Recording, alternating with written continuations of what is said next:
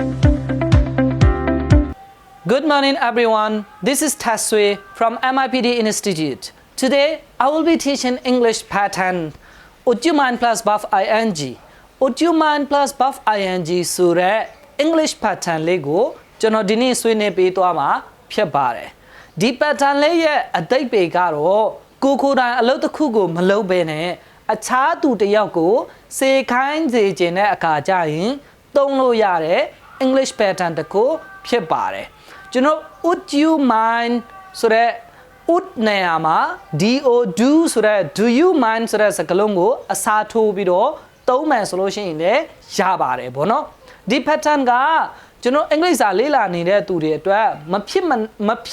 မနဲ့လေ့လာထားရမယ် English pattern တစ်ခုဖြစ်တဲ့ကျွန်တော်ရဲ့ daily life မှာ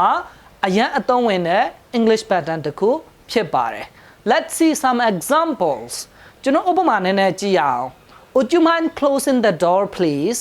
တကားလေးတစ်ချက်လောက်ပိတ်ပေးလို့ရမလားကိုတိုင်ပိတ်တာမျိုးမဟုတ်ဘဲနဲ့ကိုဘေးနားမှာရှိတဲ့လူတစ်ယောက်ကိုတကားလေးပိတ်ပေးပါလို့စေကိုင်းတာမျိုးဖြစ်ပါတယ်ဒီလိုမျိုးအခြေအနေကိုကြုံလာပြီဆိုလို့ရှိရင်အမြဲတမ်းဒီ pattern ကိုသုံးပြီးတော့ကျွန်တော်ပြောလို့ရပါတယ် Let's see some more examples ကျွန်တော်တို့နောက်ထပ်ဥပမာလေးတွေကြည့်ရအောင်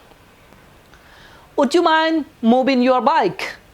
ခမရဲ့စပိန်လေးကိုရွှေ့ပေးလို့ရမလား Would you mind helping me in the kitchens ကျွန်တော်အမိဘူးကျောင်းထဲမှာနည်းနည်းဝင်ကူပေးလို့ရမလား Would you mind not talking in class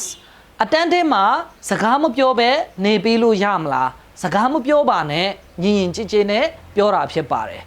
Would you mind taking me to school ခမကျွန်တော်ကိုကျောင်းကိုခေါ်ဝါပေးလို့ရမလား These are some examples ကျွန်တော်ဥပမာအချို့သာပြောသွားတာဖြစ်တဲ့